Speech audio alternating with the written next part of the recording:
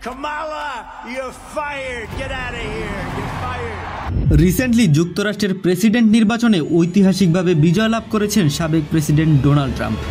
Donald Trump will be the 47th president of the United States. এবারের নির্বাচনে প্রার্থী হওয়ার দৌড় থেকে প্রেসিডেন্ট জো বাইডেনের সিটকে পড়া মিস্টার ট্রাম্পের উপর বন্দুক হামলা সহ নির্বাচনকে কেন্দ্র করে ইতোমধ্যেই বহু নাটকীয় ঘটনা ঘটতে দেখা গেছে।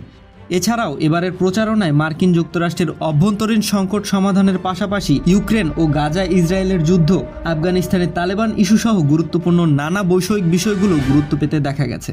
ফলে খুব স্বাভাবিকভাবেই মার্কিন নাগরিকদের বাইরেও সারা বিশ্বের কোটি কোটি মানুষের নজর যুক্তরাষ্ট্রের এবারের নির্বাচনের দিকে। কিন্তু গতবারের মতো শুধু উইনার টেক্স অল ভিত্তিতেই নয়, ডোনাল্ড ট্রাম্পের রিপাবলিকান পার্টি এবার মেজরিটি ভোট পেয়ে জয়ী হতে যাচ্ছে। What an election. What a result. হ্যাঁ, বিস্ময়কর হলেও সত্য, আমেরিকার নির্বাচনে কখনো কখনো দেখা যায় মেজরিটি ভোট এক প্রার্থী পেয়েছেন কিন্তু জিতে গেছেন অন্য এক প্রার্থী। 2016 সালের নির্বাচনে ঠিক এমনটাই দেখা গেছে, যেখানে হিলারি ক্লিন্টন ডোনাল্ড ট্রাম্পের থেকে 28,68,686 ভোটে এগিয়েছিলেন, তবুও প্রেসিডেন্ট নির্বাচিত হয়েছিলেন ডোনাল্ড ট্রাম্প। আসলে কেন এমনটা হয়? আমাদের নির্বাচন ব্যবস্থার সাথে আমেরিকান নির্বাচন ব্যবস্থার কি পার্থক্য? এমনই কিছু প্রশ্নের উত্তর খুঁজব আজকের ভিডিওতে। This will truly be the golden age of America. That's what we have to have.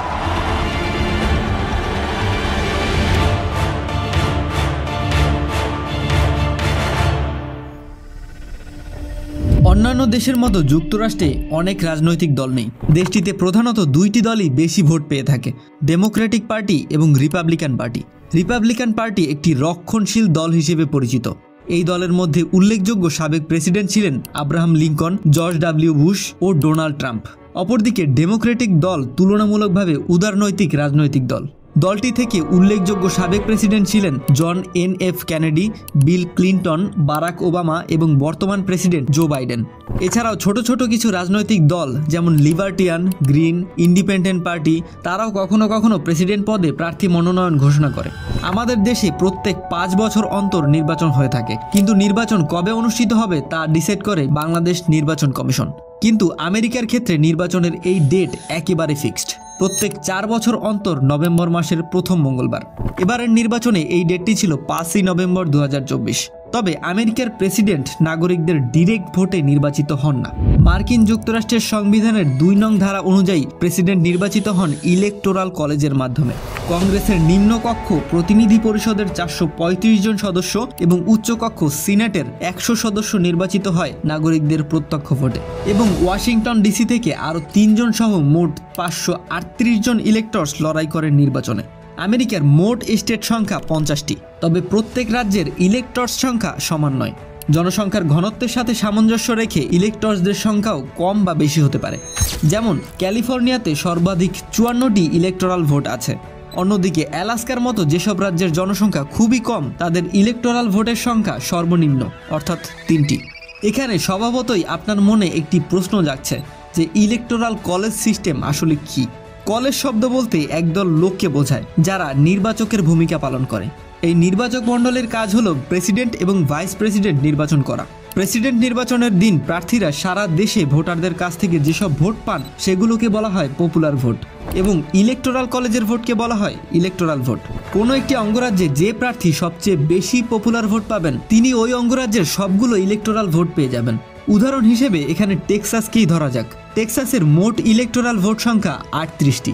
তাহলে ধরুন এই স্টেটে ডেমোক্রেট প্রার্থী যদি 50.1% ভোটও পান, তাহলে এই অঙ্গরাজ্যের সম্পূর্ণ 38টি ইলেকটোরাল ভোটই ডেমোক্রেটিক দলের ঝুলিতে যাবে। এই সিস্টেমের সবচেয়ে বড় অসুবিধা হচ্ছে কিছু স্টেট আছে যারা যে কোনো একটি প্রার্থীকেই ভোট দিয়ে থাকে সবসময়। যেমন আমেরিকার ইস্ট এবং ওয়েস্ট কোস্টের এই 7টি রাজ্য সবসময় ডেমোক্রেট প্রার্থীকে ভোট দিয়ে থাকে, এদেরকে বলা হয় ব্লু স্টেট। এবং মাঝের এই 13টি রাজ্য সবসময় রিপাবলিকান প্রার্থীকে ভোট দিয়ে থাকে, আর এদেরকে বলা হয় রেড স্টেট। এছাড়া বাকি রাজ্যগুলোতে কখনো ডেমোক্রেট প্রার্থী আবার কখনো রিপাবলিকান পার্টির আধিপত্য দেখা যায়, তাই এদেরকে বলা হয় সুইং স্টেট। মূলত আসল খেল দেখা যায় এই সুইং স্টেটগুলোর মধ্যে, আর এজন্যই প্রার্থীদের এই রাজ্যগুলোতেই সবথেকে বেশি টাইম স্পেন্ড করতে দেখা যায়। নির্বাচনের দিন মার্কিনরা যখন ভোট দেন তখন তারা মূলত প্রেসিডেন্টকে নয়, প্রার্থীদের বাছাই করা ইলেক্টরদের ভোট দেন। যেমন ধরুন সবচেয়ে বেশি ইলেক্টর রয়েছেন ক্যালিফোর্নিয়ায়, এখানকার ইলেক্টরদের সংখ্যা 54 জন। এরা সাধারণত দলের কর্মী, সদস্য বা দলের প্রতি অনুগত লোকজন। যেহেতু এখানে উইনার টেকস অল ভিত্তিতে নির্বাচন হচ্ছে, তাহলে ক্যালিফোর্নিয়া যে জিতবে সেই প্রার্থীর নির্ধারিত 54 জন ইলেক্টর যাবেন ইলেকটোরাল কলেজে। পরে প্রার্থীর হয়ে চূড়ান্ত ভোটে অংশ নিতে যে ইলেকটোরাল কলেজ সভা হবে সেখানে এই ইলেক্টররাই যাবেন এবং প্রতিদ্বন্দ্বী প্রার্থীর ইলেক্টররা সেখানে বাদ পড়ে যাবেন। এই নির্বাচনে বিজয়ী হতে হলে একজন প্রার্থীকে কমপক্ষে 270টি ইলেকটোরাল ভোট পেতে হয়।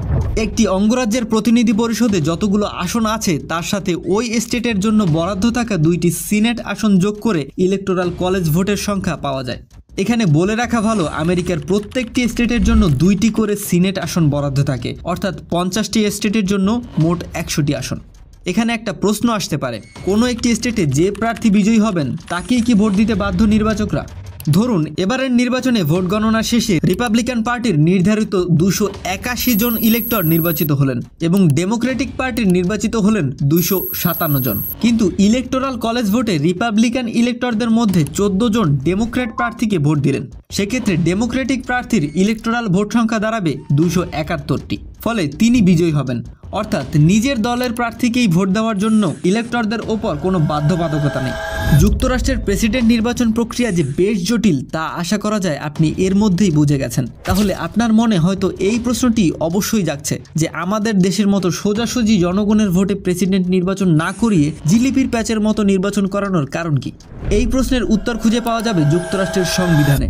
1776 সালে যখন যুক্তরাষ্ট্র প্রতিষ্ঠা হয় তখন সেটি একক কোনো দেশ ছিল না। তখনকার যুক্তরাষ্ট্র ছিল অনেকগুলো স্বাধীন অঙ্গরাজ্যের একটি সমন্বিত জোট। দেশটির বিশাল আকার ও বিভিন্ন প্রান্তের মধ্যে যোগাযোগ কঠিন হওয়ার কারণে জাতীয়ভাবে প্রেসিডেন্ট নির্বাচনের আয়োজন করা প্রায় অসম্ভব ছিল। তখনও যুক্তরাষ্ট্রের জাতীয় পরিচয় ঠিকমতো গড়ে ওঠেনি।